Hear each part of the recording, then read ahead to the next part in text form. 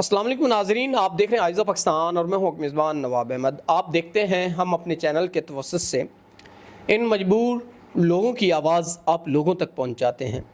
आज मेरे साथ जो एक बहन मजबूर हैं, आज मेरे साथ जो मौजूद एक बहन आपको स्क्रीन पे नज़र आ रही हैं, इनके हालात ज़िंदगी इतने मुश्किलात से भरे हुए हैं कि हम बयान नहीं कर पाते। इस बहन की ज़िंदगी इतनी ज़लालत भरी हो चुकी है कि जब ये मार्केट जाती हैं घरेलू ज़रूरियात का सामान लेने, तो लोग बुरी निगाह से देखते हैं, छेड़ते हैं, इनको तंग करते हैं, गलत बातें करते हैं। तो आप इस मुआशरे में रहते हैं, आपको भी पता है, हमें भी पता है कि जब जवान लड़कियां जाती हैं मार्केट तो उनके साथ क्या क्या हरकत होती हैं। खैर, हम इस टॉपिक पे बहस नहीं करेंगे, हम स्टोरी की तरफ चलते हैं और इस बहन से इनकी जो भी हकीकत है वो जानते हैं। अस्सलाम वालेकुम। वालेकुम सलाम। एक तो बहन आप थोड़ा सा ऊंचा बोलिएगा, और दूसरा मुझे ये बताएं, आप मुसलसल एक हफ्ते से मुझसे रब्ता कर रही हैं, आखिर क्या मजबूरी है जिसकी वजह से आप मीडिया पे आना चाह रही हैं? मेरी ये मजबूरी है कि मैं जब बाज़ार जाती हूँ ना, लोग गंदी नज़र से देखते हैं, और ये जो आपको पता है जवान लड़के घर से बाहर जाएं तो क्या हाल होता है, क्या बनता है, और आप भी समझदार हैं, इसलिए मैंने आपको इतने दिनों से मैंने आपको कॉल्स की, आपने अटेंड ही नहीं की। आज फिर आप खुद ही आ गए हैं, इसलिए मैंने आपको बुलाया है। मेरा वालिद भी फ़ौत हो गया है और मेरा छोटा भाई भी फ़ौत हो गया, और मेरे सिर पर कुछ कर्जात हैं। लोगों के घर में काम भी कर लेती हूँ, मजबूरी होती है। और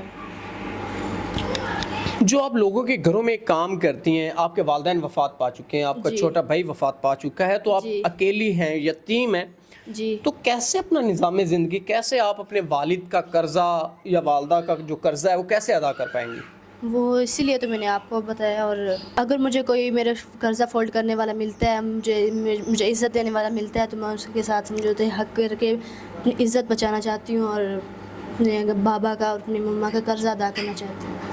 आपका मकसद ये है कि आप अपनी इज़्ज़त की ज़िंदगी गुजारना चाहती हैं, किसी से शरीयत मोहम्मदी के मुताबिक आप निकाह करना चाहती हैं जी।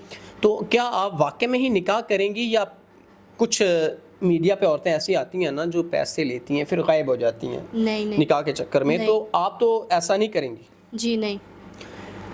नाज़रीन, ये बहन अपने शादी का मकसद लेके मीडिया पे आई हैं, और मैं हमेशा ये बात करता होता हूँ, जो बंदा जिस मकसद के लिए आता है आप उस मकसद के रिलेटेड उनसे बात किया करें।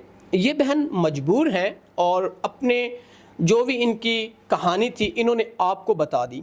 ये मुश्किल भरी ज़िंदगी से दो चार हैं और अपनी बहुत मुश्किल ज़िंदगी गुजार रही हैं। अच्छा बहन, आप मुझे बताएं, ये वीडियो आपकी मर्ज़ी से बनाई जा रही है? जी, मजबूरी के लिए।